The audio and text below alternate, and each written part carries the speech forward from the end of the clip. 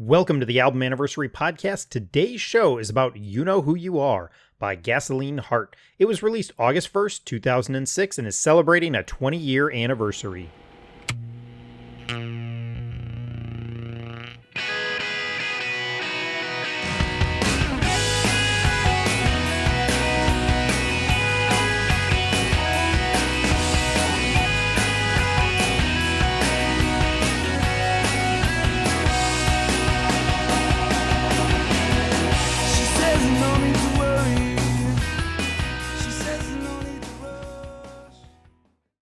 Hi, I'm your host, Caleb, or Caleb Spy is what I go by on a lot of social media sites. And every day on those social media sites, I post about what I call album anniversaries. So on the Album Anniversary Podcast, we take a look at a classic album, an album we love, or an album that's important to us. Today, we are going to be talking about You Know Who You Are by Gasoline Heart. I have a number of guests. I'm recording this before we're starting our recording session. So I invited a whole bunch of people. Every member of a Pickle Home Companion got invited, although I don't think everybody can make it.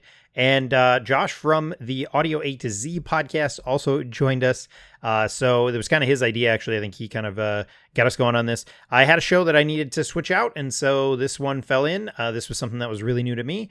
So please sit back and enjoy our conversation. Before we jump into that conversation, just a reminder, I do have a Patreon. $2 a month gets at least one extra show every month. We're all over there, all over the place on those topics, but it's just something extra that you can go check out. It really helps the show. Keeps my Zoom costs down to have that support, and helps make this a free hobby. And hopefully I'm bringing you enough entertainment, enough things that it's worth it. Maybe it's not. I don't know.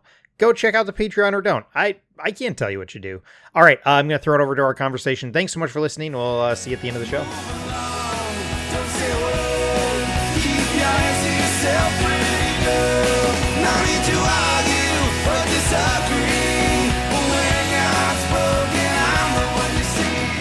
All right, I want to welcome a number of people. Like I said in the intro, I didn't know who was going to show up. We just invited a whole bunch. It was like a mass email.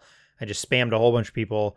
But we have a number of people representing a number of different podcasts. So let's go around and introduce everybody. Kevin, I'll start with you. Welcome back to the show. Everybody's been on the show before. Welcome back to the show. Hey, glad to be back. Glad to, escape from editing a Pickle Home Companion to join another podcast that I don't have to edit. This is great. This is your one break for the week. Otherwise, get back to work. Avoid the heat. Get back in the dungeon. Which actually is probably nice right now, the dungeon. It is. With all the heat that's going on. I'm enjoying being down here in the dungeon. The only problem is I had to turn off the dehumidifier. Otherwise, it's too loud and my microphone picks it up. So I am a little worried about that. Like the second we're done recording, I have to run out there and hit the dehumidifier.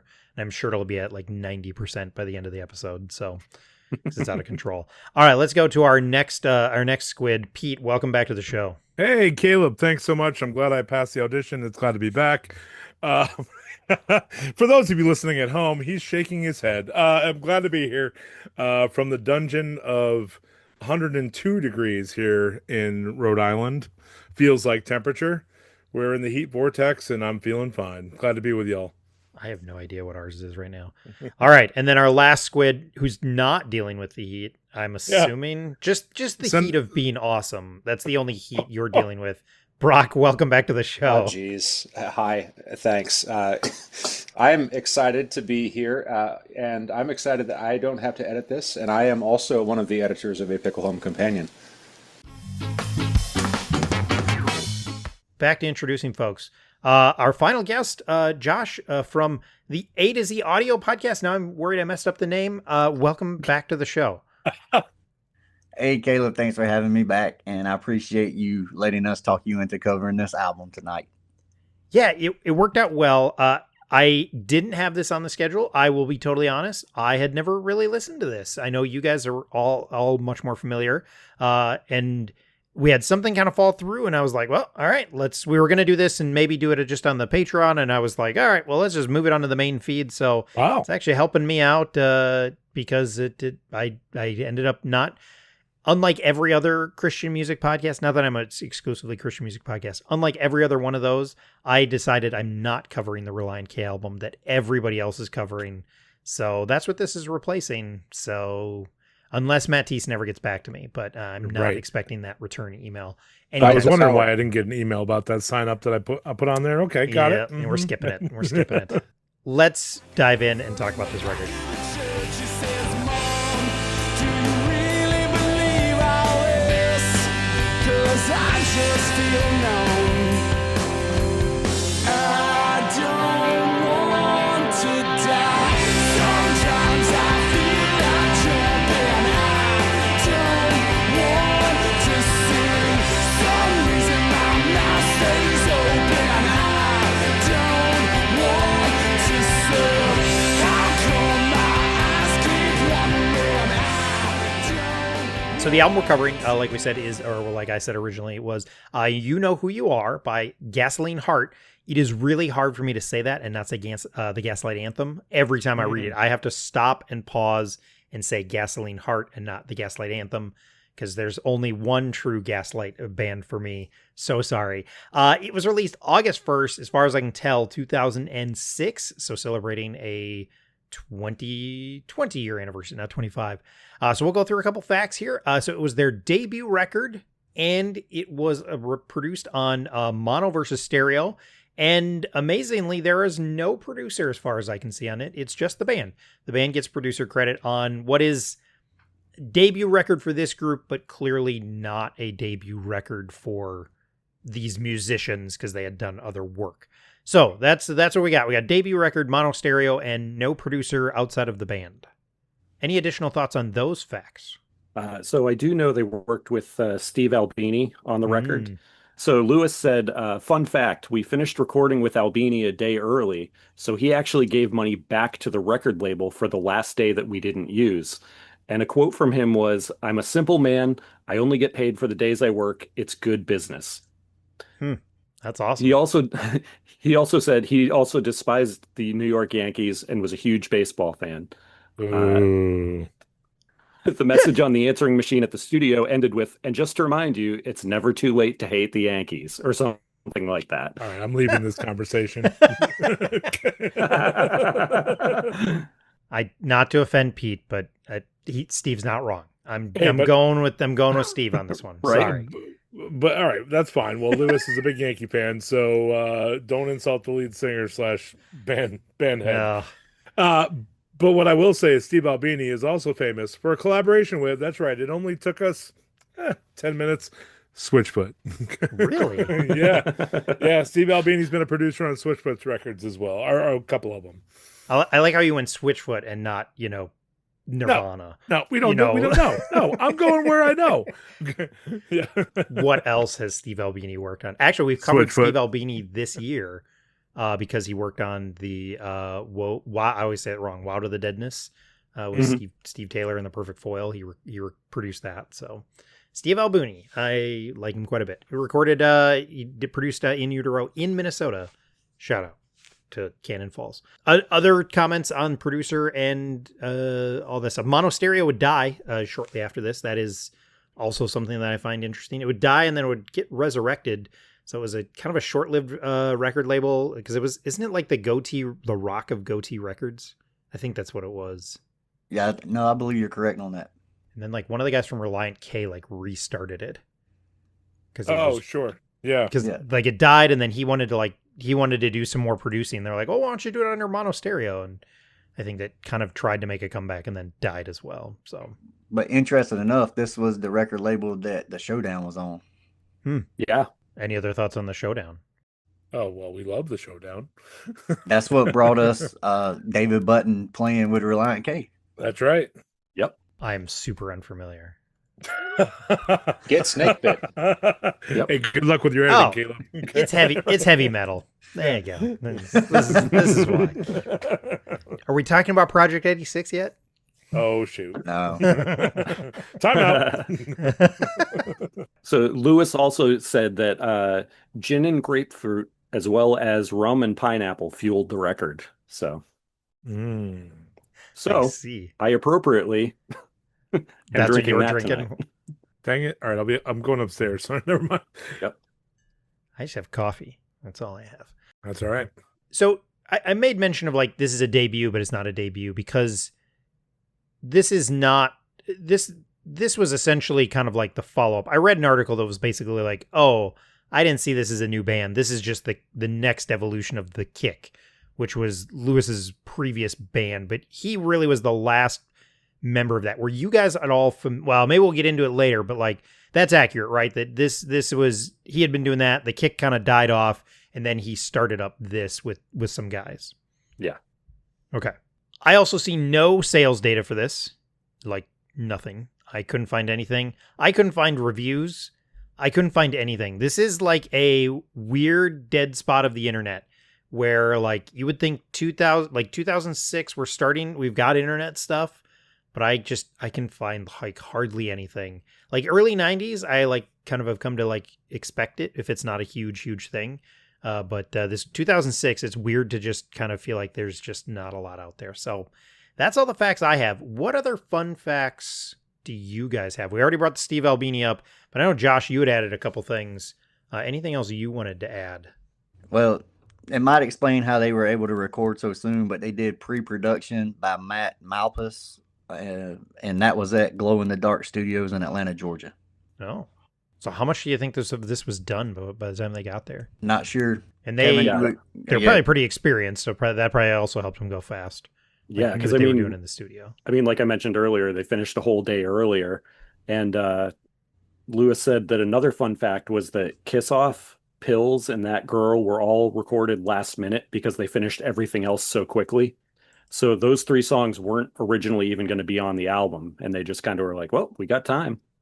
Really? And Pills didn't make it on the album. Correct. Okay. I was like, yeah, I'm not familiar with this song.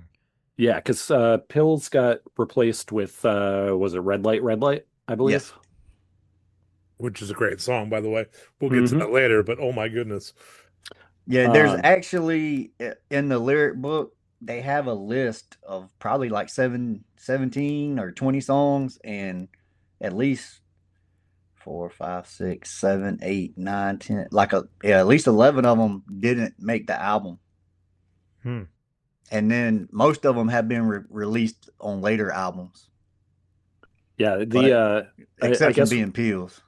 Yeah, I guess what it was the label didn't like Pills, and they said it was too slow of a song, so they ended up swapping it out. Did that end up on any other albums, or just it's a lost track? As far as we know, it's a lost track. We haven't seen it on any other albums that they put out. Gotcha. Huh. It wasn't in with the digital download stuff for the vinyl, was it? Ooh, that's a good. I haven't made my way through everything yet, but yeah, that's a good question. You can edit that part out, Caleb. Yeah, yeah. Don't put in the part where we talk about how we didn't make it through the many gigabytes of stuff that came with the $75 vinyl. and then I saw the file and I quit. And I listened to one. I just found one about halfway through, and then I sent that to him just so it looked like I listened to a lot of it. This is my favorite track. It's number 37 in there. Oh, wait, 2.5 gigabytes. What is this? A Pickle Home Companion? It's my favorite. The one with the lyrics and the song. That's awesome. I don't think that's I think that's an experience that we've all had, right? Where you you order something, you're like, oh, I did that. Oh, mine was Mars Ill. I really love their hip hop group. Yep. I ordered it was like some version of Backbreakonomics, and it came with every sample and every beat. It had 400 files. Oh, wow. That it was unbelievable. And I started listening to it, and some of them were only like 4 seconds. You'd listen to it and it's like, it's like a little drum part. And I'm like, this drum part means nothing to me as somebody who is not music. So I totally have that experience. I listened to about, 10 of them, and I was like, okay, this is too much. Yep. This is cool to own, but I don't even want to save this because it's taking up too much space. So there you go. I totally understand that experience. I'm downloading it on my new phone. I'll let you guys know by the end of recording. That's 1.64 gigabytes coming my way. And that's of MP3 files too. Yeah. So it's a lot. Holy cow. I can't wait to hear all of his voice notes about Some of it's just, grocery shopping list. He's like, need to buy chicken, and that's one of the things that's in there. Whoops, I Yankees didn't are mean the to send best. that one. Yankees. Oh, well. It's like, remember to call mom. Yeah, got it. All right. Any other fun facts we want to bring up? I keep on calling them fun facts, and I feel like a dork. Great editing. I think the other ones I have we can do when we get to the specific songs. Cool. Well, the only other thing I have is the song Rumors. Rumors was recorded by Jeff, the drummer, at Easy Brothers Studios in Orlando, Florida. There we go. And that's the one that has like the mandolin and the violin on it? The quiet one at the end. Well, 3 from the end. I will say it's interesting that they had a song kicked off this by the record label. Like, I'm always interested with, like, not kicked off, but like they said, hey, we don't want this song. I'm always interested when it's like a record label is that involved where it's helping them choose songs and like saying like, it's a dynamic again that I think my uneducated mind of 30 years ago was just like, oh no, the band sits down, they play all the songs, they set it all up. They're all, they all write them together. They're all sitting in a room and having a great time writing, where like, the vast majority of music is 1 or 2 people kind of come in with the vast majority of it. And then everybody builds it out a little, but like, that's how the vast majority of bands work. I had no idea till I was like, a much more seasoned listener. And like, but that idea of like, I've heard it a couple times of just a record label being, I'll say it because the show should be out. Like Goaty Hook talked about like on Sumo Surprise, they were like, we didn't got to do whatever we wanted. On Banana Man, it was a pain in the butt because the record label was in there like messing with everything. And it's like, it's a totally like, it's a very unique experience to me that the idea of the record label is like, no, you can't do that song. We got to do that. Go write another song. It's crazy to me. Or like you even hear of like some bands where they'll have like, here's the whole album, and the label just goes, nah, there's no hit out of any of those songs. Go write a whole new album. And they just scrap the whole thing. Yeah. And maybe I started to see it with the Prayer Chain, but even that, the Prayer Chain and Mercury, like I didn't realize that until way later, that all the crap they had been through. So, but yeah. We're like 24 minutes in where I'm talking about this. I clearly have had too much coffee. Let's talk about let's go through our questions.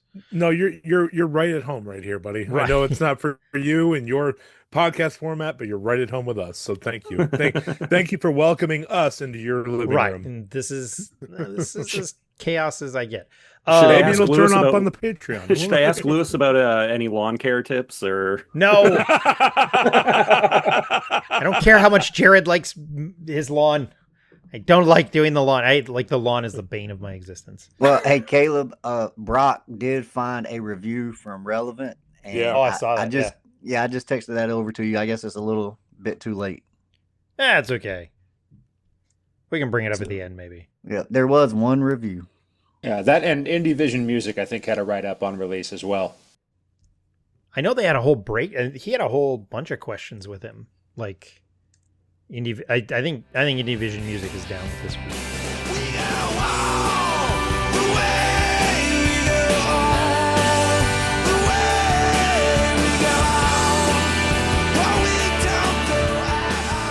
How did you first discover this album? Well, I'm the newest or latest fan on the bandwagon here, I think, because I discovered Gasoline Heart after I knew that Squad 5 was playing with them. So I think we'd heard a couple of things on A Pickle Home Companion, and I was unaware of the vast history of this band and how much they had done. So I realized I had to catch up quickly. I picked up this record specifically just to have it because it seemed like the kind of the foundational and maybe the first, and so it's really, really great. From my ear, I don't know like what I was listening to in 2006. If I would have known about it, been on board, who knows? I was listening to Mute Bath back then, and so I think at this point, I really like what they did. I like it now, and I like the way it sounds. It hits my ears well, and I wish I'd heard it sooner. Great question about how this would have hit me in 2006. Well, I'll have to circle back to that. All right, so you're a new member. You're like me. I think I mentioned it already. This was really new to me. Let's go Josh next. Joshua, sorry. Joshua, what's your introduction to this record? So I actually was at Cornerstone, Florida. It might have been 06, 07, and I saw Gasoline Heart play live.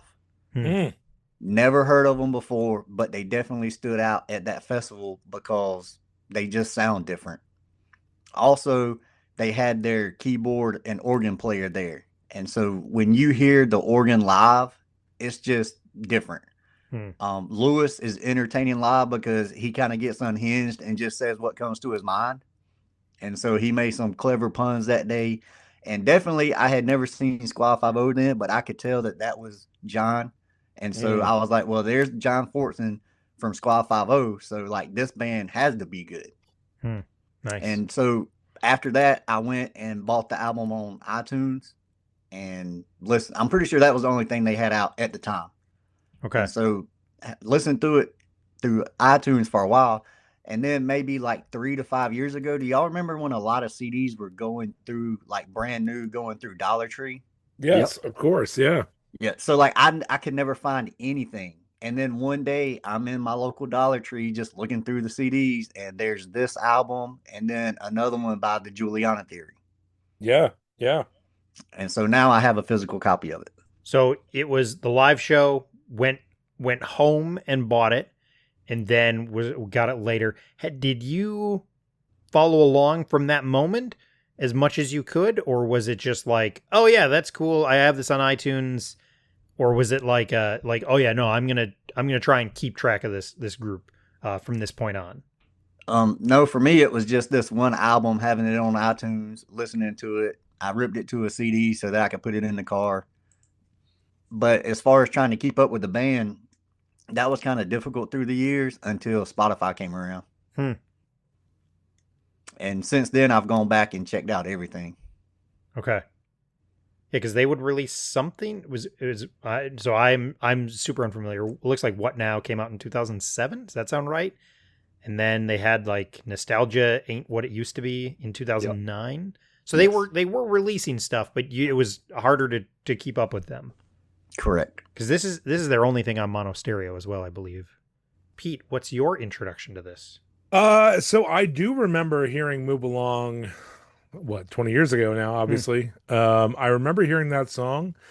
Um, I'm not exactly sure what through, but it might have been through an interlink. I don't think it was through an interlink, but I know I heard it at some point, and I'm like, this is a pretty great track. But then I had forgotten about them for a few years and just didn't hear the rest of their stuff until we had Lewis on, Pickle Home Companion, and then of course the Squad Boys with John, so.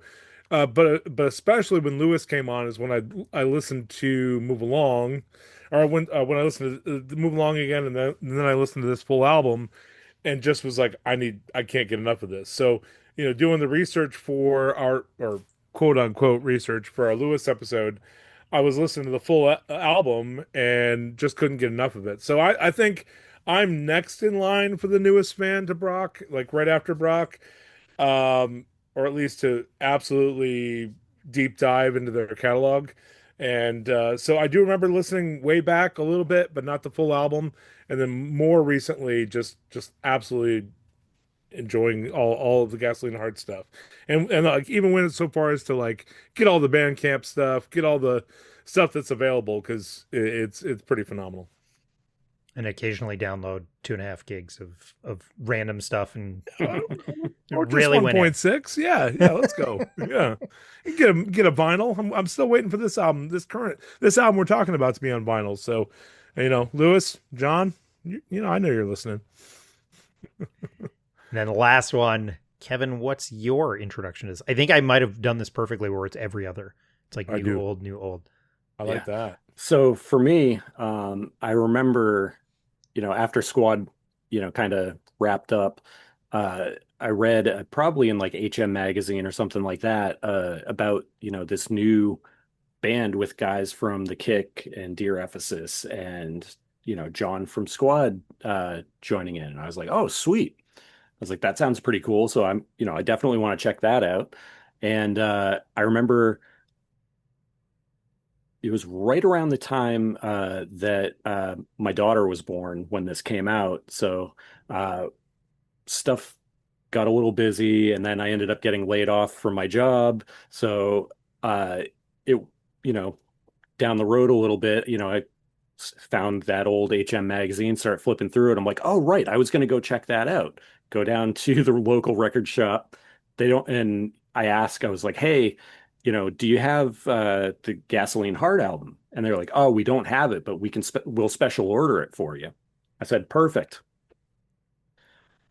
Week or two goes by, I get the phone call, go back in to pick it up, pay for it, get home, pop in the CD, and I'm like, man, this isn't quite what I was expecting, Like I kind of figured, like something that needed a little bit more like raw vocals and it sounds a little too pretty for what I like. And then I start flipping through the booklet and I'm like, I don't see John Fortson in this band. Turns out it was the Gaslight Anthem was what they special ordered for me. Oh, funny. And so today, just for kicks, I went back and re-listened to some Gaslight Anthem, and I still agree. It's a little too pretty for me. And oh man, we got to fight now. Yep, new beef. But interesting because I also like the Gaslight Anthem. So Caleb, I'm on your side. Okay, sorry. Where's Jared fall? I got to figure out where. We got to figure this out. Jared, do you like them or hate them? Since you beeped this podcast, dang you, Jared. Right.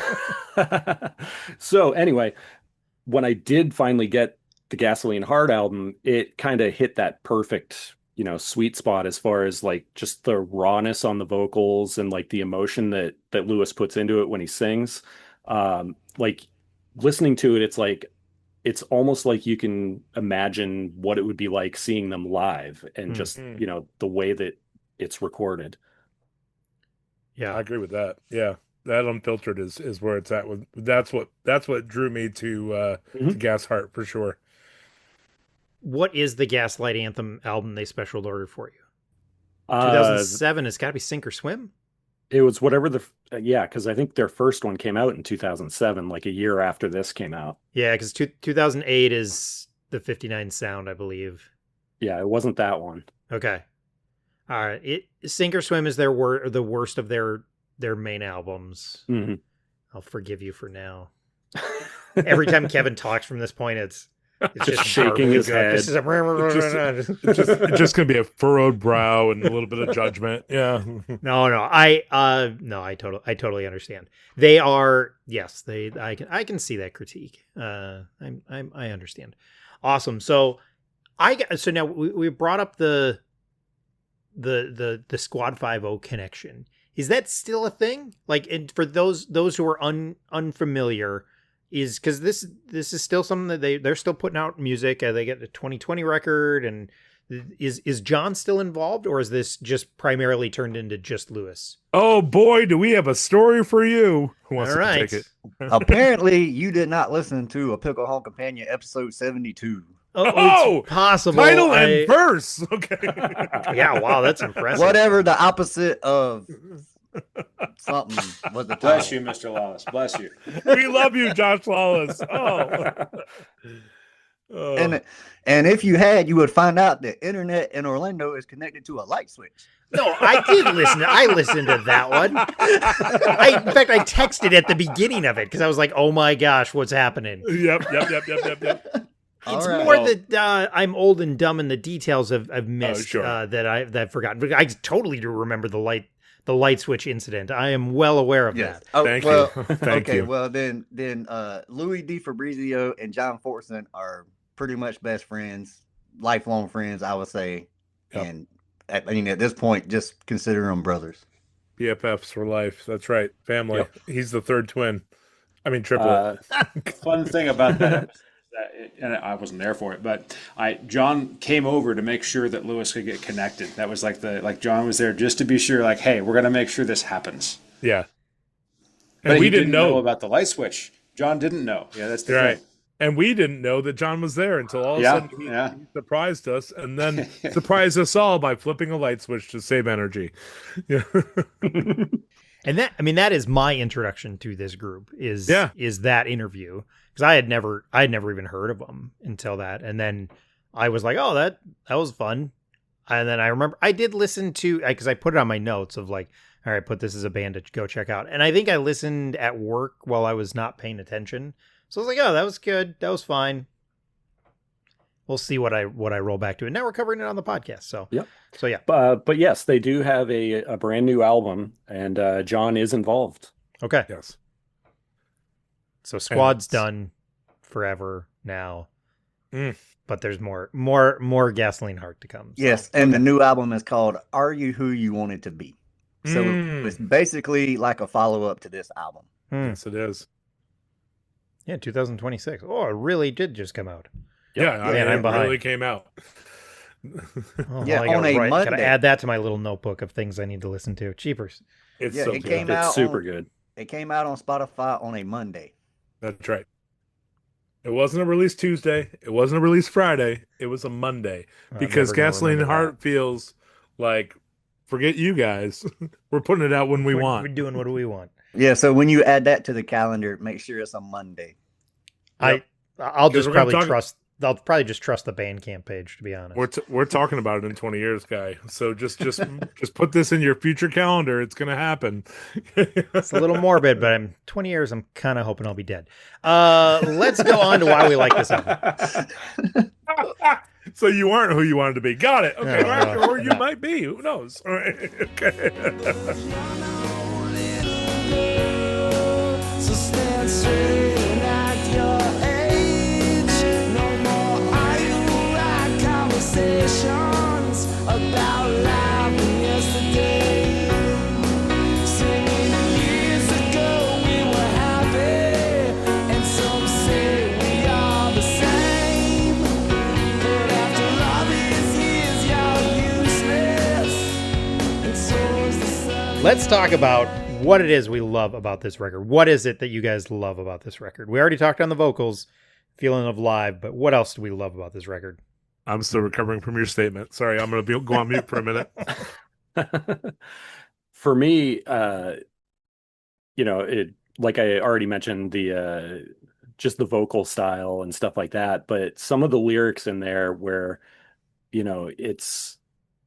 it was nice to see, something put out on a Christian label that basically was questioning things. Like I really appreciated that. Like just it was cool, and like it kind of nice to see like an album where it's like, yeah, I don't have all the answers, Oh, for sure. Let me piggyback off of that. I definitely felt the same way, because it was just like one of those records that were the rawness of his vocal. It's on mono versus stereo, which didn't really that's our mainstream for, or next step down mainstream for Christian music, right? Yeah. So like to have a record like that questioned everything out on a major label at that time was something that I could get behind. Yeah, just like, the line, I've been talking to Jesus, and I asked if he was ever upset with God. Yes. And he said, who are you to ask these things? And I said, asking doesn't mean I'm wrong. Oh. Like that line is just so good.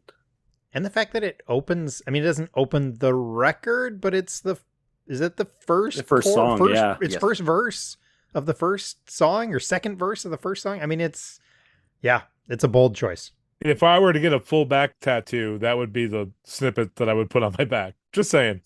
Pretty great. I think we need to see this happen. There it is. I knew I was going to do it. I knew it was going to happen. Hold your hand at the parlor. Yeah. Good thing we're not a video podcast, so this would get really awkward really let's fast. Let's go. Hey, one of the fun things about having band tattoos is showing the band your tattoos. Yes, it is. They really appreciate that. They do. I gotta say the jangly guitars are amazing. It's just it's a good sound, kind of that classic Americana. Like, is it fair to say like Petty and Springsteen? I think that's exactly fair. Yeah, that's a very attractive sound to me, and so I really liked that when I finally heard it. I was going to say, on the count of the lyrics, I kind of wish that I had heard this back in '06, because I think at that time I would have appreciated something like this that gave me just a little more permission to be like, oh, you're not crazy, you're not the only one asking these questions. Yeah, on the music, what do you guys, what how would you describe this genre wise? So for me, if they were like a interleague band that they were trying to push to the youth group, then I think the counterpart for them is the Wallflowers. The Wallflowers. Interesting. Interesting. Okay. I mean, you get that organ in there, so.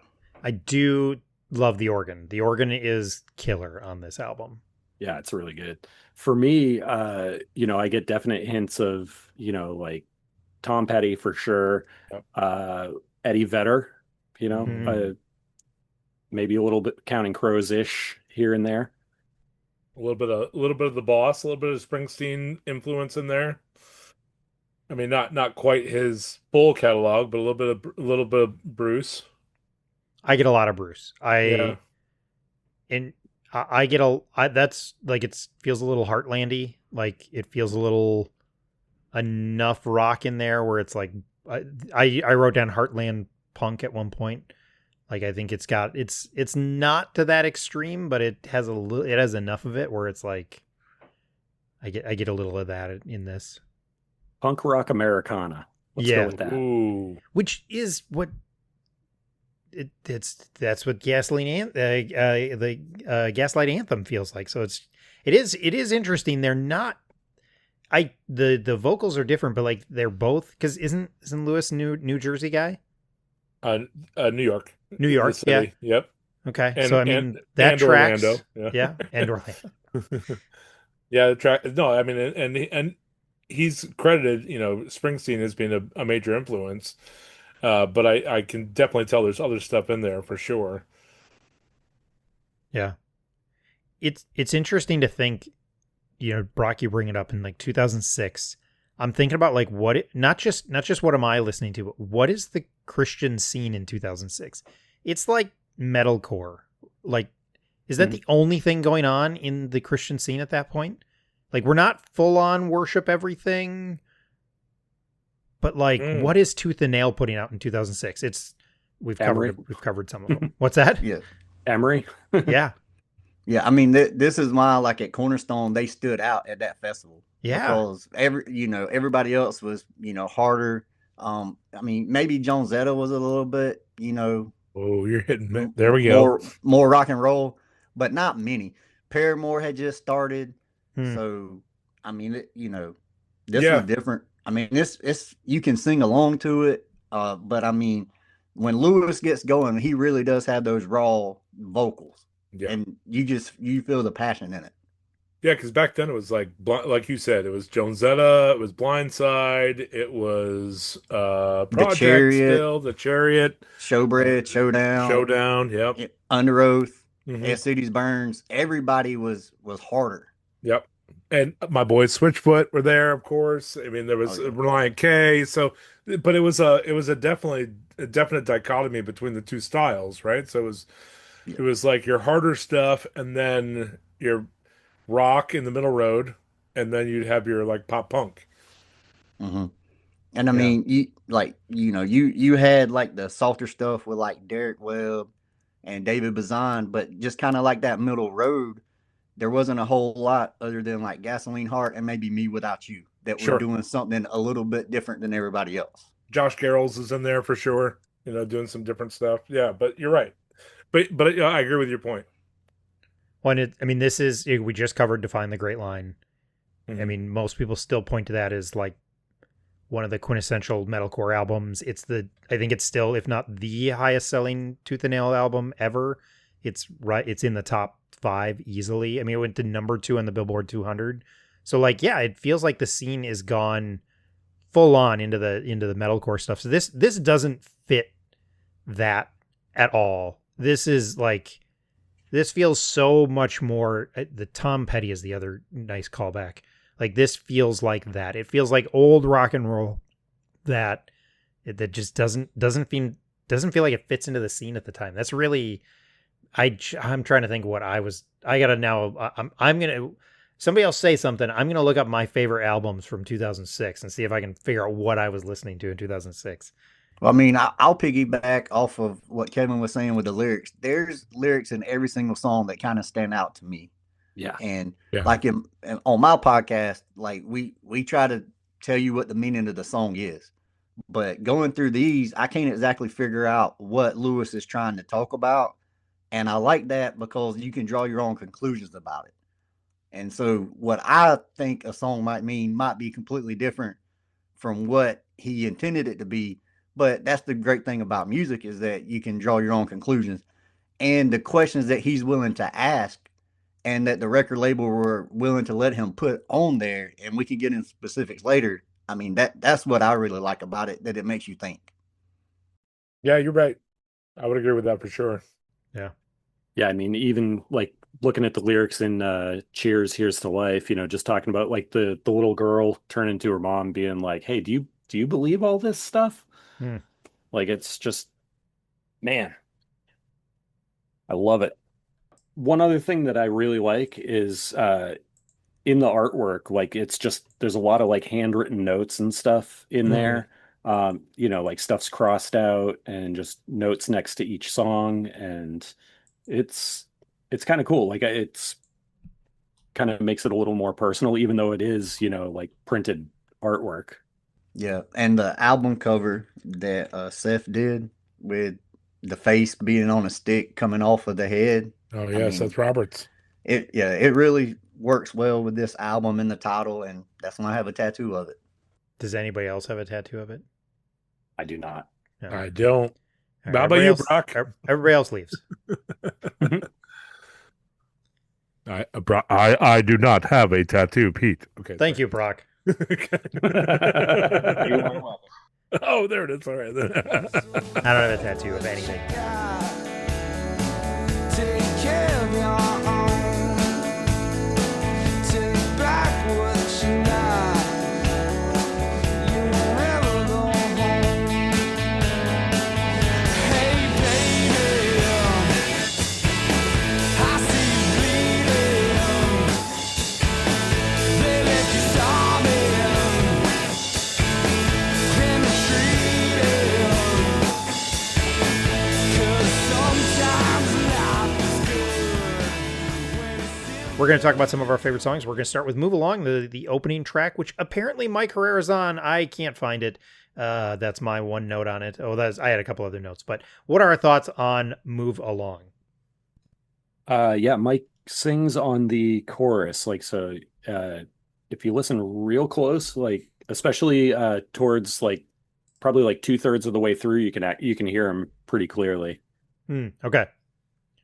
But that's the problem. If you're gonna have Mike on the song, like let Mike sing on the song. Bring him to the front. I agree, because he's a name. 2006, he is a name. Like, because it's funny because I wrote that note down and then I listened to the song and I was like, oh yeah, that's the one he's on. And I had a hard time picking it up. So what other thoughts outside of our Mike Herrera hate? Because he won't come on our podcast. Come on, Mike. Oh, I mean, to yeah. be fair, I haven't asked. Yeah, but I haven't asked I haven't either. either. I don't think it's worth it. Yeah, Mike, if you're listening, we haven't asked you, but get on. Come on, brother. Yeah, and I mean, and Mike had history with recording with Steve Albini, so Yeah. you think they kind of would have made him a little bit more forefronted and featured on that song. What are other thoughts? The organ on this shine. It's great. It's absolutely fantastic. Yep. And then the lyric that Kevin read earlier, they literally dropped the whole music out just so that lyric can shine. Yeah. Yeah. Which, I mean, it's I a love thesis statement for the album. Yeah. Mhm. Yeah, the fact that the music was gone really made that part of the track, and honestly that lyric, like just as you said, Josh, it just shines. So like it really accentuated it very well. So I guess is what I'm trying to say. All right, let's move on to track 2. Cheers, Here's to Life. I don't know if that was a good read or not. I like it.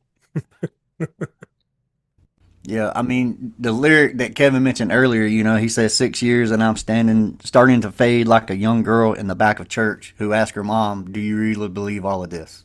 Because I'm just numb. I mean, that's just thought-provoking in itself right there. Mm-hmm. Yeah, it really, hits home the rawness of the album and lyrically. I mean, that's probably where I would have been in 2006. The kind of questioning, like, what, I mean, is this really where I'm at? So, or where I'm at now, you know what I mean? So, like, I like the fact that I mean, I said it before, but the fact that this lyrical questioning was on a major label, it it it was a breath of fresh air. It's not just on it, like it's prominent on it. Yeah, yeah, And okay, it's like the first two tracks. yeah, This is really shocking that this is on mono versus stereo. yeah. Like, I don't even know if Tooth and Nail would have put out something like this. Well, I mean, the first line of the song is let me light you up a cigarette, pull up a chair, and I will pour you some wine. Yeah. And I mean, Yeah, if you definitely not your typical, Christian music. no, I but I love mean, it. if you follow Lewis on social media, you're going to see him doing that. Yeah. Yeah. But I mean, all of this, beside the point, with him questioning, this song's actually a very positive and encouraging song because he's saying, I don't want to give up. So here's cheers to life. Caleb. Oh, sorry. You said positive, encouraging. It's a gut reaction.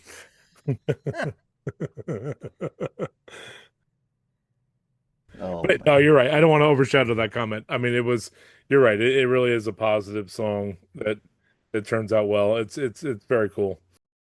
Trying to think, where is David Bazan in his career at this point? Control's 2002. Achilles Heel is 2004. Because right, Achilles Heel is the like Breakup with God album. I think it's that one or it's the next one. So like, there is some precedent for this in the Christian space, I guess, by 2006. But I still am like, I don't know. This is it's really, really interesting to me, like trying to put myself back in that space of 2006, like what I'm doing and what I'm interested in. And like, yeah, this really does. There's a whole lot of, I have a whole lot of thoughts about the cultural impact of this. And I know obviously mono stereo didn't, I don't think this isn't going gold, like it's not going to sell 500,000 copies, but like, this is still like, I'm sure Christian bookstores were selling this. You think about all the other things that like the problems bands ran into. And I'd wonder if they ran into any of those things after this came out. Like, did they get like, hey, we're pulling this off shelves and stuff like that? Because I don't know, was it on Christian bookstore shelves? I'm assuming it was. Good at it here. I didn't see it on shelves, but also I wasn't looking at that time, so I'm not sure. Were there Christian bookstores out there at the time? Yeah, there were. Yeah, yeah. I remember going to Arrowhead Christian bookstore in Johnson City, New York, whenever I kind of go home and see my aunt. They had a great selection in the 90s, and then it went all praise and worship pretty close after 2004. Let's talk about All the Way. it's a great song live. Yeah. They just played it in Savannah. Yeah, that was a crowd pleaser for sure. Sorry, Josh, go ahead. Yeah, well, just can y'all give us some background information, because weren't they struggling to kind of put a set list together, depending on not having the keyboard organ player with them recently? Mm. Yeah, so they were working on putting together a lineup at one point. I know when we were talking with John, they were figuring out what they wanted to do. If they wanted to do just Lewis doing some stuff, so that means Gasoline Heart, that means his stuff. Kick, whatever. Does it mean Gasoline Heart and John? I mean, I'm sorry, Lewis and John. What does it mean? So they were trying to figure out what they were going to do when they put that out, and then the resounding opinion, like, since John was there, we have to do Gasoline Heart. So I think from then they were trying to figure out who was going to join them. I think that's right, Kevin Brock. I think if I remember right. So it was just. So they knew the main two, and then I think from there they were trying to figure out what who was going to join. I know Oregon couldn't join, so there was a bunch of stuff off the new album they couldn't play. But it was a lot of schedule and a lot of timing. But so they did play this one. They played All the Way. Yeah. Oh yeah. Yeah. This is one that, like, I mean, towards the end of like the song, just like how, man, I love the ending of this song. Yes. And like it's one, when I was listening to it the other day on my way to work, just driving with the windows down, and I'm like, started to wonder, I was like, man, this one, I feel like this one could have got like decent radio play. The guitar on that, the rawness of his vocal. I mean, Mhm. just that chorus. Yeah, you're right. That makes me go down the rabbit hole of what would it, kind of be if that was on the radio. What could have happened for sure. Could you play it on Christian radio? That's the question. Because Mm. that's where it's going to be released, right? It's not going to be released to the pop station. Josh, you like this song, right? Your note says it's the second best song on the album. Yeah, this is the second best song on the album, and I'm kind of curious if he's talking about like sex. I haven't listened enough to give an opinion. Because is that what all the way means? Yeah, I mean, you can cut it out, but I mean, he's like, I don't want a hand job. Either we're going all the way or we're not going to do anything at all. So How are no, you gonna you beat couldn't that play one, this Caleb? on. You couldn't play this on Christian radio, is what you're saying. Well, I mean, maybe that's not the interpretation of it. Maybe he's talking about his marriage, and it's like either we're going to do this or we're not going to do it at all. So who knows? You're right. But yeah, you can cut all that out. No, I mean, I think we keep that. I mean, this figures out if it's Patreon or not. And hey, all of you listen on the main feed, if you're listening, go check out Patreon for more great content just like this. yeah, I started the show with that. Other thoughts on All the Way?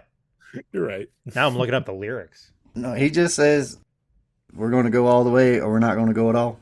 Yep. Maybe the sex is a metaphor for lots of other things. Right. But it does say your friends are drinking and uptown whores are dancing. So again, no on the Christian radio. We've established this wouldn't have gotten played on the radio. But I feel like, definitely like mainstream radio, like Wait, not even Air One? Okay, I'm sorry. this would be, like something that like down here, like I could totally hear this on like the local rock station. I mean, they're nonstop, like we mentioned earlier, Counting Crows, Petty, Pearl Jam, like that was like all they would play around then. Yeah. So it's like this would have totally fit in. And again, like where I am, it's like kind of a vacation-y type area. So it's like summertime comes on, windows down, you're cruising down Main Street with that song just blasting. Yeah, I definitely see that as a song you would, especially down there. I mean that's a good vibe down there for sure. It's the most, I feel that it's the most boardwalky song. Like there's songs that make you think about like boardwalk, like the New Jersey boardwalks. Like this is probably the one that's the most on this this song, and it feels like a very positive song. Like whether like if you're just gonna vibe with it and you're not really listening to all the lyrics. So yeah, one other cool thing is like so the album it's split up into like different chapters as well. So like the first 3 songs make up chapter 1, and then chapter 2 is like the next 3. That makes me wonder how that would have looked like on a vinyl. Like would chapter 1 side A, and how much downloadable content would come with it? No, let's go. It's still downloading over here, guys. Funny you mentioned that. So it is actually an enhanced CD. Oh, what is enhanced about it? Does it give your CD viruses like certain bands, or your computer viruses? That's a good question. I did not notice that it was an enhanced CD until like an hour ago. So there's no music videos for this, right? I mean, I didn't see any. I tried to find a music video. I'd be interested to know what's on your enhanced CD. I can certainly try and find out after this podcast. Let's do it right now. No, all let's right. see if let's see if we can crash your computer. Who's got a DVD ROM or a CD ROM still that they can actually load it in? All right, I do upstairs. Let's talk about When Big Girls Grow Small. Track 4 on this record. Yeah, I love the song title. And then to me, it's the perfect 4th track because it slows everything down. For me, this song is, like when you try to talk to like when girls grow up, they're like, I don't need your help. I'm a big girl, And then here he's kind of like, all right, well, you were a big girl, but now you need a lot of help. And it's like you're stepping backwards. I was gonna say just vibe wise, this is the one where I really more noticed the Vedder, like kind of like the Eddie Vedder vibe to it. It's a different vocal performance on this. Yes. Yeah. Less of that growl and more of that, like, I mean, it's a quieter song in general, so it needs it, right? If he came in with the growl he came in on Move Along, it wouldn't work. So, but yeah, it shows his chops here. I mean, or even All the Way. Like, it's going from All the Way to like just a much softer, feel. This is the one song where Lewis writes this with the keyboard organ player. And so I'm wondering how much of that organ might have already been written beforehand when they put this one together. Because it really, the keys and the organ both are highlighted on this track. Yeah. And less of the organ and more of like an actual piano. Yeah, and I believe live he would play both of them and just kind of switch back and forth. I really wish he could have been there in Savannah so everybody could have, it's a different experience when they have that live. Oh, for sure. Like, even without the organ, which wasn't, in that live performance, it was great to hear what they did with those songs, Like some of the new songs off the new album. I know we're talking about this album, but off the new album, they could not perform just because it's so heavy there. But on this album, it had been around for so long that I'm sure that they had stripped it down more, where they could play it in different ensembles, so they could really kind of make it shine in this set. Yeah. I mean, would you guys agree with that? I feel like it's some of those songs that didn't have organ still slapped. Oh yeah. Yeah. I think you could say that it slapped unilaterally. The whole show was great. No, unilaterally, please. Unilateral slap. Yeah. That sounds like a good band name. Unpack that dichotomy. Sorry, I had to use it again. What are track fours that come to mind for you, Josh? Like you say, like it's a perfect track 4. Because you're right, it is a good spot to bring the energy down. I'm trying to think of other track 4s that are really memorable. That's an interesting point because, Josh, you and I were just talking about this with I don't want to bring it back again, but I will. The new Switchfoot album and how 3 and 4 should have kind of been switched, right? Yeah. So yeah. So that's interesting that you're like talking about this is a great track 4. I'd love to hear your thoughts on this. I mean, mate, like you're putting me on the spot, Pete. I don't mean to. I put you on the spot. If you don't have any, that's fine. Instead, No, I mean, I don't have a list that's put together, but but like, what makes a perfect track 4? It just gives you like a palate cleanser. Everything just kind of slows down. It's like a cleanup hitter almost. Yeah. Well, I mean, to me, like a cleanup hitter is where it's going to take it to right, another level. So track 5 is your palate cleanser. Well, or is that cleanses the bases? Your big hitter comes up for track 4. Well, I mean, just for instance, like I think that Audio Adrenaline did a great job. Like on Underdog, they did Good Life as track 4. Sure. I believe with Lift, they have Ocean Floor as track 4. Yep. So it kind of steps back. And one of Kayla's favorite albums, Drawing Black Lines by Project 86, the 4th track is PS. And I'm pretty sure that one kind of slows down after you have 3 heavy hitters to start with. So I'm not putting you on the spot. You're prepared for this. Yeah, that was pretty good, man. That was a perfect answer. I mean, one day we'll just have to make Music League track 4s, and then we'll have a playlist. Oh my gosh, that's so annoying. That's in round 5 of Music League. Let's go. All right. Wow, that would be track 4s. That'd be insane. Hey, what would happen if you had for your Patreon members an album anniversary Music League tournament? Just for the Patreon. That's kind of what we have, to be honest. Yeah, you're right. All right. I'm trying to find other, like, I looked at a couple Beatles albums, and like track 4 is never a song that it's like a super remembered one.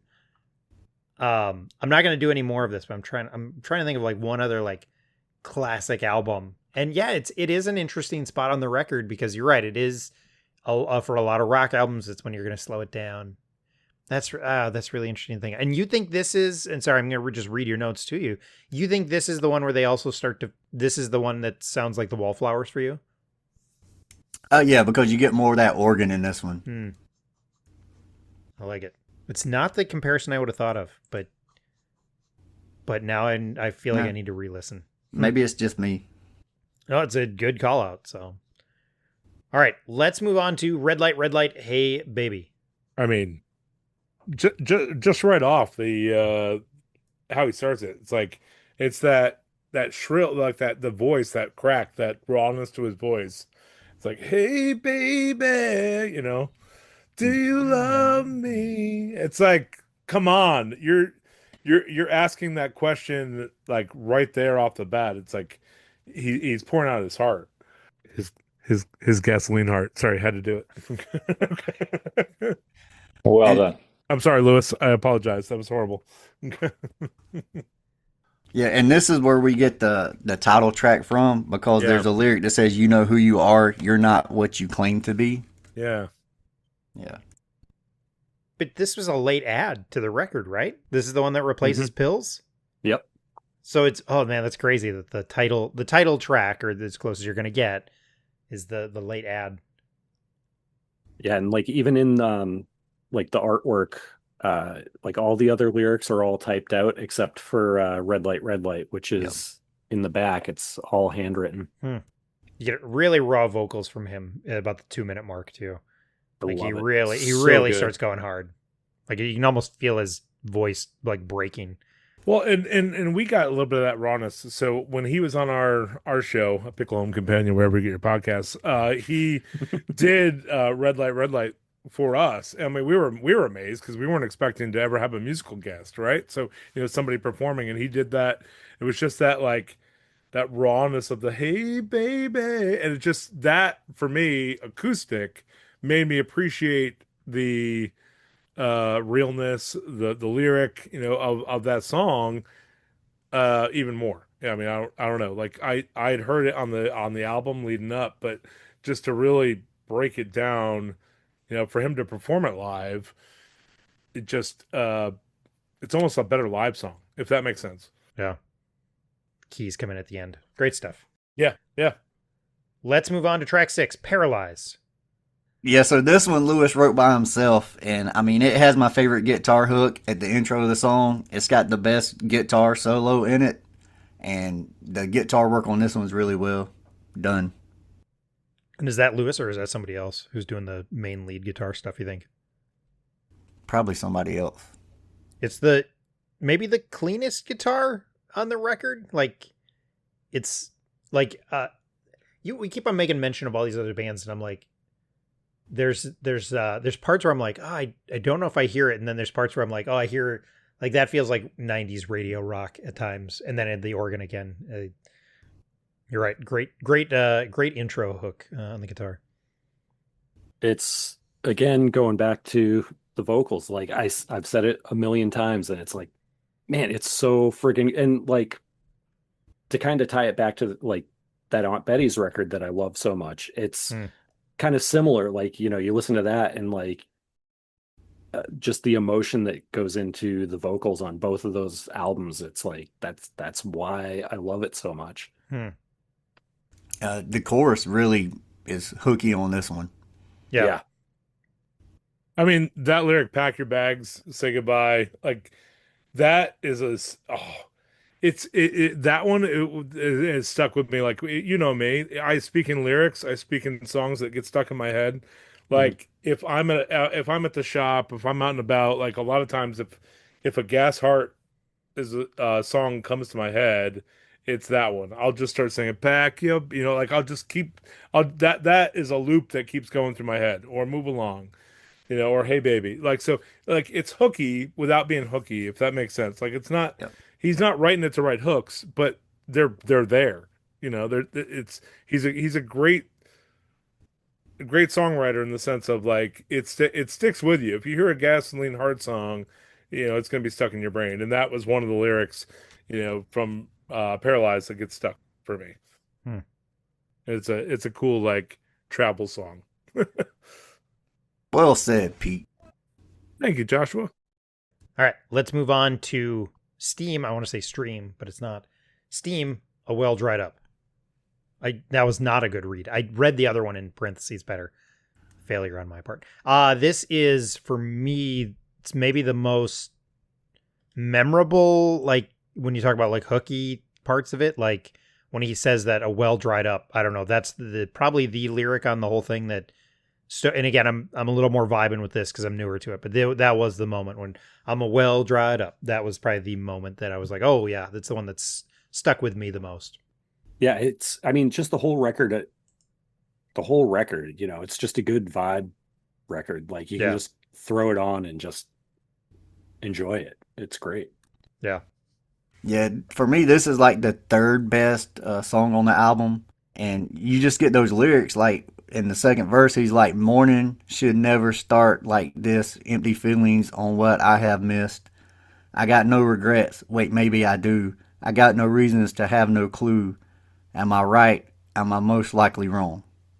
And I know that these songs were written around the breakup, and so I get that in this one here. Which, if we're being honest, breakups make for the best albums. Yeah. So. Oh, always. Yeah.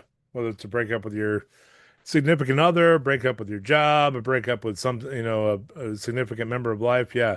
It's really interesting to see different songwriters go through, not even like your significant other. It could be, breaking up with a band. It could be breaking up with whatever. It's really interesting. Some of the projects that I've seen come out of that. That's cool. That's a good point. That's a good point, Joshua.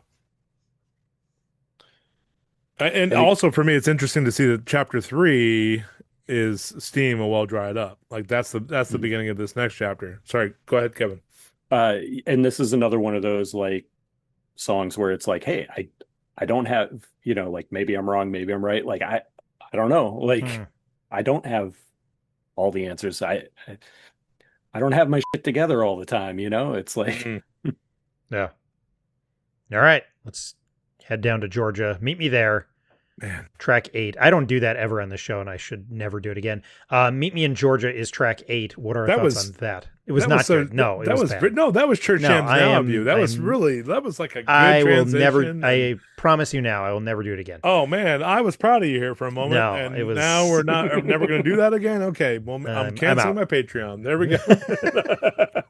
What are our thoughts on Meet Me in Georgia? It might have the best opening line of any song, where he says, holding hands with a stranger shares my bed. Fantastic. Yeah. And I'm like, tell me more. Feels like the breakup stuff, right? Like, yeah. Let's jump down to number 10, Rumors. Maybe the most unique sounding song on the album. It's the one that stands out because it doesn't sound like a lot of the rest of them. Yeah, this was the one that was recorded at a different place. And it was recorded in Orlando, and so it has a fiddle and a mandolin on it, and then I believe that's maybe a guitar, but other than that, it's just Lewis singing. It is an interesting choice because it does sound like it kind of comes out of nowhere, right? It just, again, it doesn't sound like anything else. And so like the fact that it's like recorded in a totally different place, like It does feel like, where's this in the chapter breaks? This is into chapter 3? This is the first one of chapter 4. Yep. Oh, chapter 4. Okay. Right. So that's a good chapter break. Yeah. Yeah. I like this chapters thing. I don't have a physical copy of this yet because the one I ordered from eBay is not here yet. So I had no idea that there was like, he had kind of these into sections. That's really interesting. Yeah, I texted a photo of the chapter break over to you. Yeah, I saw. Yeah, I've been. Okay, cool. I'm just not, I try not to pay attention to my phone because somebody texted me and I really want to respond. I'm like, no. Put your phone away, Caleb. Focus. Yeah, and checking your phone is for when you're at work. Sorry, go ahead. Yeah, I mean, this one has some more honest lyrics in it too. You kind of get like the talk about husbands and wives, but really when he gets down to it, man, in the chorus, he's like, I just want to be free, so tie a brick around my neck and an anchor or on my feet. Just throw me in the sea. Tell all of your children there is no time for anger. Guys, I don't know if this is a good point to bring this up, but I was curious. No, this is good. Don't worry. I was at the band camp because we were talking about, chapter breaks and stuff like that. And I picked it on Bandcamp. They have the Gasoline Heart, You Know Who You Are board unmix. And on that, we were asking about pills, the age-old question. I'm tying back in here. Pills is on that album. It says it's because it's 13 tracks on the Board on Mix that's available on Bandcamp. And Pills is one of those tracks. So there we go. if you want Pills out there, that's where you can find it. I like pills. I take no, I mean I like Pilsner. Let's go. All right. Hey. For those of you listening at home, Kevin just cheersed us. Okay. No, that was the third track. No, we're not going. We can't go back. Your second track. We can't go back. Well, Pills on this one. I mean, we can go back to where we were, but Pills on this on the Bandcamp is number 5 between Meet Me in Georgia. It's interesting. Yeah. There's and Paralyzed. So there's all kind. It's all the tracks are different. Huh. It's all out of order. So, but if you want to listen to essentially a raw mix, over on the Bandcamp, they do have some stuff up there. Yeah, and I believe Lewis said that he wanted Pills to be the third track. Interesting. Okay. I honestly, I'd done some research and then I realized, oh wait, Bandcamp. So I'm sorry I didn't do that sooner for you in the rotation, but hey, in true APHC form, we got it there. All out of whack. Let's go.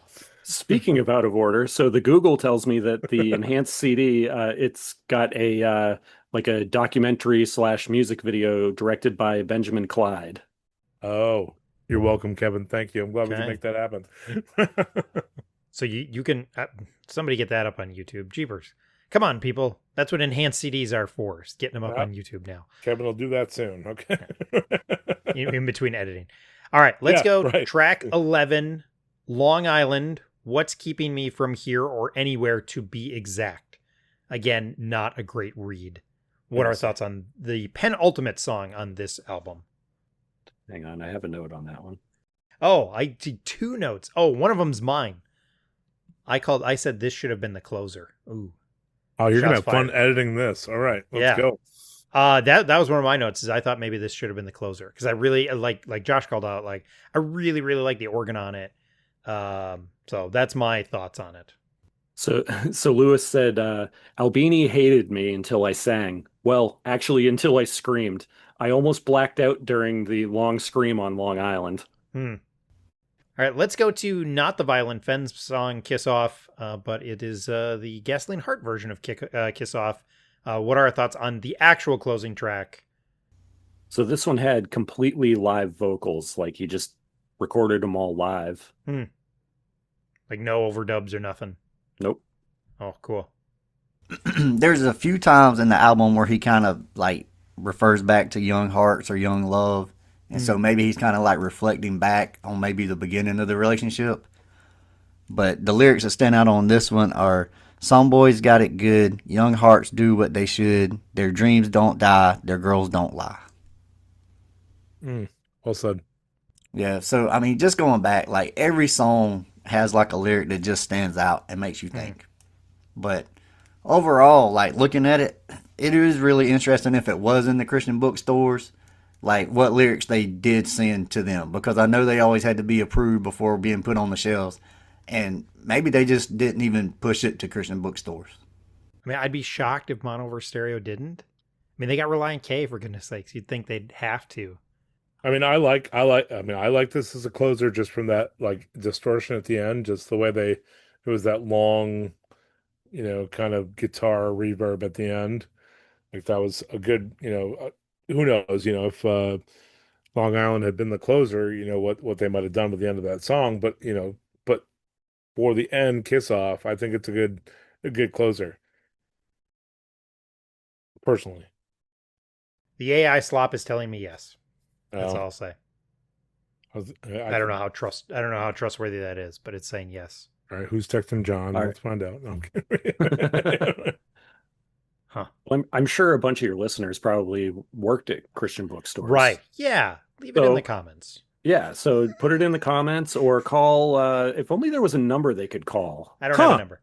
You don't have a number? Well, no, hey, guess what? I got an email address. You can email me. No, you know what? Forget that. Or call another podcast. You know what? Do something. No, we'll send the track over to you. Don't worry. Call 985-28-SQUID. That's 985-287-7843. Caleb It's standing by. Or for a faster response, if you do know if it was sold in Christian bookstores, you can text. Wait, what just happened there? Zero chance that's making the final show. Zero chance. What's I don't even put my last name out there. What's the call and notes number? No, that's my phone number. Oh, that's your. Oh, That was my phone number. Wait, hold on. That's hold on. funny. That's funny. That's very funny. Then you can be or for for the edit or for a faster response and Just put Josh's phone number in there. No. Josh will say or for a faster response, Kevin. And then Kevin will give the call and notes. Wait.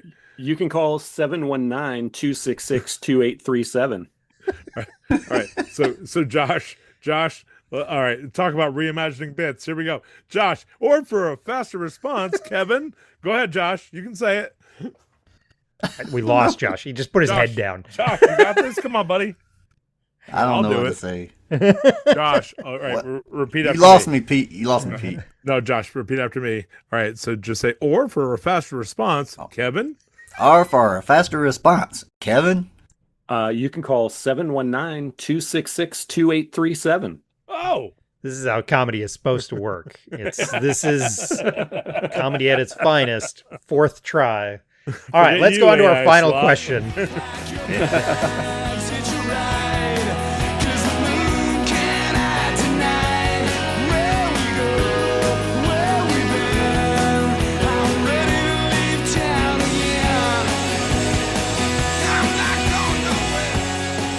25 years later, right? Because this came out, 20 years later. This came out in 2006. 20 years later, why?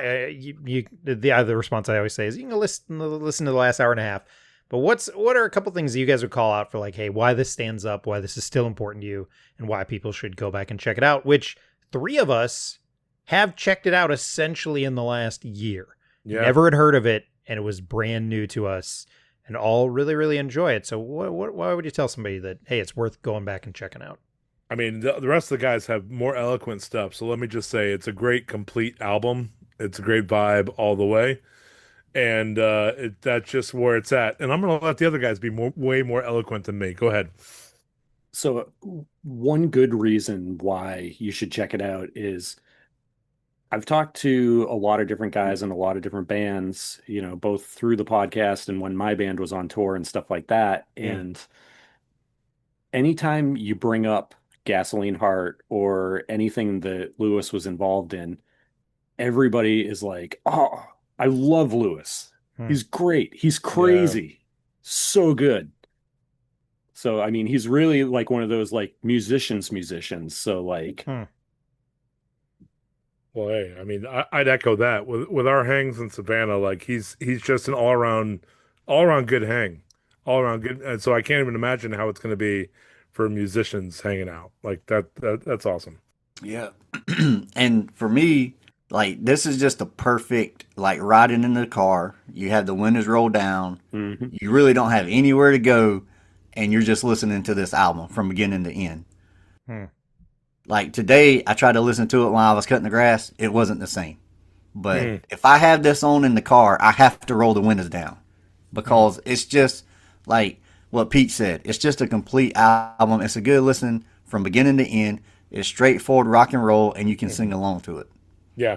Yeah, and especially if you're going to pick up the new album, like it's really cool listening to this one and then listening to the new album. Yeah. Because, like Josh said earlier, it's almost like a part 2. And there's some cool little notes in each, that he kind of sprinkles into the album, from this one. It's as a companion piece. It's really cool. And interesting enough, because Lewis told us, he wrote that one after a breakup. Yep. Yep. Amazing. Yeah. Yep. So by his 4th divorce, he will have a Grammy.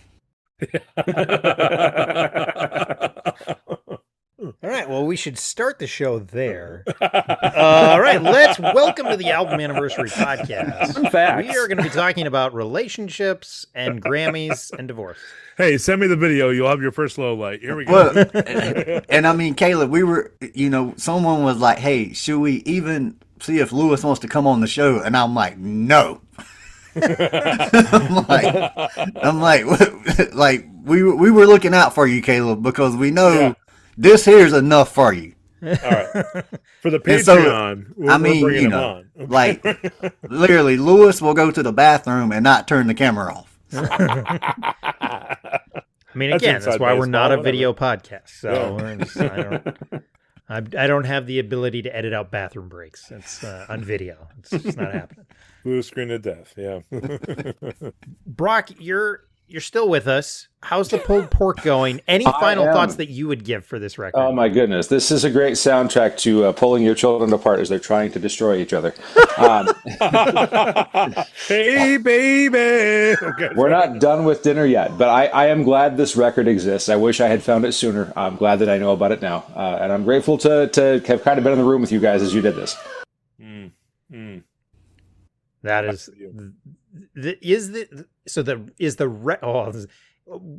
we're not worried about your kids if they're joining the show. That's great. Is our conversation a good soundtrack for pulling your kids apart, or is the record a good soundtrack? Which one's better? Maybe that's the question. Tonight it's been this conversation, so it's hard to say. I'll try it after we conclude here. I'll put the record on. Put the record on. Yeah. Hey, tell them the lead singer of the Supertone says hello. Okay. Brock, you have this on vinyl? I don't think it exists on vinyl, does it? It's not. Well, you said you were going to put the record on. Yeah. Oh, that metaphorically speaking. Oh, okay. I didn't know if you went and made your own record or not. I will stream the MP3s digitally from one place out of my speakers into the room. Perfect.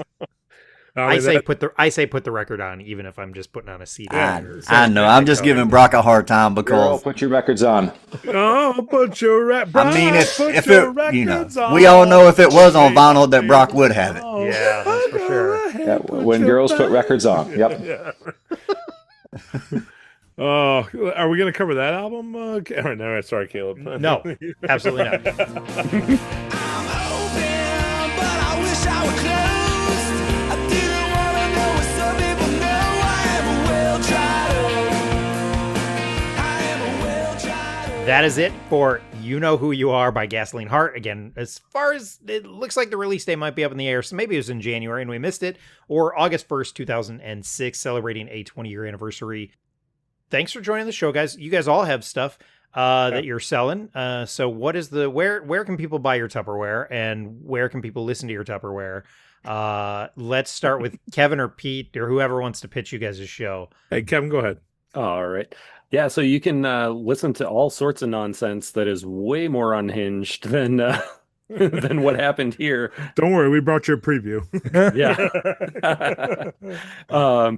It's basically a music and conversation podcast with artists and friends that you may know, you may not know, or you want to get to know. We hang out, we talk. You want lawn care tips? You might get them. You never know. I mean, you want an unhinged Lewis? Go back and listen to which episode number was that, Josh? 72. Okay, thank you. Yep. So yeah, go check out A Pickle Home Companion. And while you're at it, feel free to give it a rating and a comment. Since I never ask people to do that on our own show, I might as well do it on another show. Yeah, like and subscribe. Yeah. The pitch I give for it too is like, you know, for those of us who are non-famous, like it really does matter, because like we're fighting against Will Ferrell, who just like, hey, I'm going to do a podcast, and he's got 15 million subscribers, and here we are just desperate to get 100 people to listen. I mean, I'm still trying to be Conan O'Brien's friend, so yeah, I hear you. Yeah, that's the way it goes. So, and then. If you want to leave a voicemail, it's 9528 squid. That's 985-287-7843. Thank you. I had to get it in 3 times. Okay. Every time I'll just make it Josh's number every time you say it. Josh, you also have a podcast with your brother. A phenomenal one. Yeah. Tell us about that. Yeah, so it's called the Audio A to Z podcast. Currently in season 1, we're going through the discography of the band Audio Adrenaline in alphabetical order. We're about halfway through and having a good time. Awesome. And I'll do it for you, Brock. That was really short. if you want to That's what follow, she said. Oh, Patreon. It's going to be on the Patreon. I just got to ask, Josh, has there been any discussion about what you're going to do for season 2? Yes, I was no, going to ask that question. That's actually John's pick, so it's just up to him. Oh, so your pick was Audio John for Of season course. 1. Okay. Yep. All right. So Skillet. All right. So season And 2 that's how you ruin a podcast. Season 2 is going to be Zach Brown Band. Got it. Okay. Are you going with a band that starts with B because Audio Adrenaline started with an A, or was that just a happy accident? That was a happy accident. Oh, Am I gonna redo the logo for your podcast? It's gonna be like Audio B to Z. No. Okay. That was just a happy accident. That's pretty awesome. That's awesome. That is the happy accident that happened. That's maybe something you should consider. Wow. It's got to be a B. How many? That's Well, on hold on. Bleach. That's longevity. Bleach. Oh, you can do right there. Bleach. there That's a you good go. one. Yep. Blindside, Bleach, Bunch of believers. bunch of Believers. That's how you ruin a podcast. Yep. Hey, I'm talking about that on a podcast. in Yeah, the when? summer. When's it coming out? I July? have no idea. I believe I think it's the next one that comes out, I believe, is that one. Oh, really? Hey, well, and hey, Caleb, just to help you rest assured, the band Gasoline Heart celebrates this album on their social media on August the 1st. Oh, there we go. Okay. So.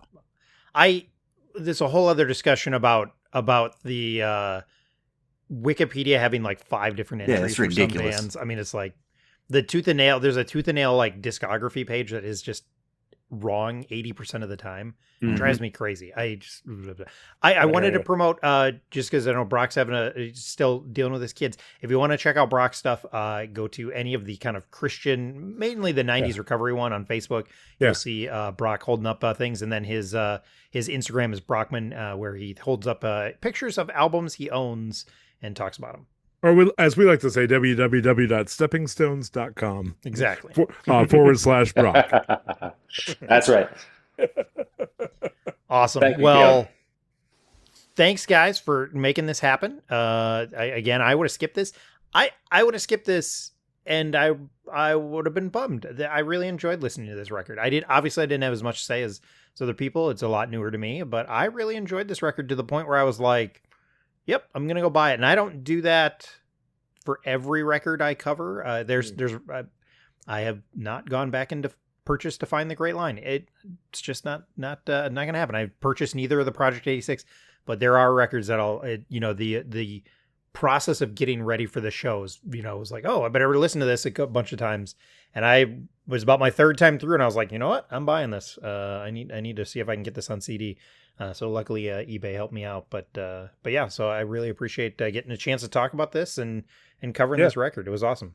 Hey, and Caleb, I just want to say thanks for having such a phenomenal sounding board to talk about an album like this. So Yeah. because I know the 4 of us, the 5 of us with Jared couldn't make it tonight, but we all talked about it beforehand and came and we're like, this album celebrating anniversary. It's a important album to us. And we're like, we can't think of a better place to bring it than to your podcast. I'm not just pumping your brakes or pumping your whatever here. I'm just saying. I would pump the brakes. I mean, I'm not. What is it? Pumping your tires. That's the phrase. I'm going to pump the brakes on my I think analogy. you're pumping my ego, which is not good. But no, well then don't listen. But what I'm saying is Got to gas up the homies. You got to gas up your homies and pump the tires. But we appreciate what you put out, and that's why we're like, hey, we could do it, but the format that you present is a great place for this album to shine. So we appreciate you bringing us on to talk about this album, and I'm glad you enjoyed it. You enjoyed the album. I appreciate it. I hope people can use the podcast to occasionally discover new things. Hopefully the show is regularly interesting enough where people are like, oh, I've never heard this record, but I'll listen and find something new. So, which I know is a tough sell because there's only so many hours in the day and there's so much great content out there podcast wise. So I totally get it. Well, you have to leave this in. You have to leave all this praise for you in. Okay. I'm just saying, okay? But I'm saying the inverse is true. So I listen to your podcast and I hear some albums I want to check out. We, on the other hand, were like, "Oh, this is an album I think you should check out." So Yeah. thank you. So thank you for making an avenue to promote great albums and their anniversaries. Yeah, absolutely. I'm glad to do it. Awesome. There's your outro. Okay, Yeah, sorry. you Go go. ahead. No. No, I did it already. That's the outro. Oh, dang it! Oh, and if you wanted some shirts and stuff with Brock's face on it, you can go to aphc.dashery.com. Stepping stones. Josh, are you shirt guys selling coming merch soon. yet? No, No. Are you going to? no.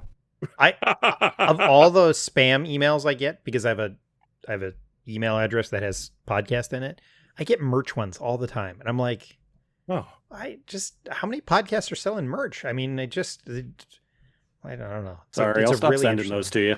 I mean, I do good to have research and stuff to say about each song and to edit it every week and then make a social media post. Hey, I had an episode come out this morning. I still haven't made a social media post about it. So, oh, I'm stoked because now I have something to listen to. Awesome. It's all good. Yeah.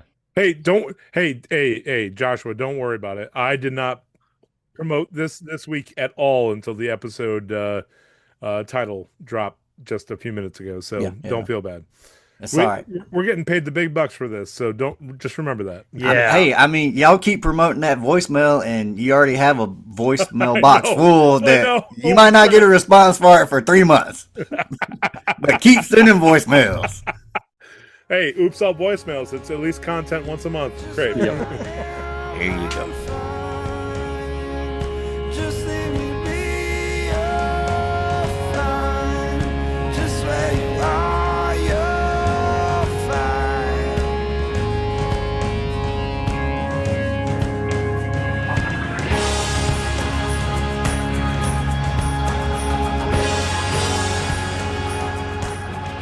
Thanks for listening to this episode of the Album Anniversary Podcast. I want to say thanks again to everyone who was able to join.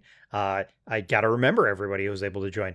Kevin, Pete, Brock, and Joshua. Just great to be able to talk with them about this album. Again, it was something that they introduced to me. I had not heard about it till Lewis was on the Pickle Home Companion show. And that was my introduction. And I had not listened real thoroughly until we decided to do this. So I really appreciate them taking some time out to talk to me about this record. Like I said at the beginning of the show, I have a Patreon. $2 a month gets at least one extra show every month. I'm trying to do a couple more here and there when I can, or find ways to include it more. I'm on all the social medias. Try and find me, the Album Anniversary Podcast or Caleb the Spy. Thanks so much for listening, and we'll talk to y'all soon.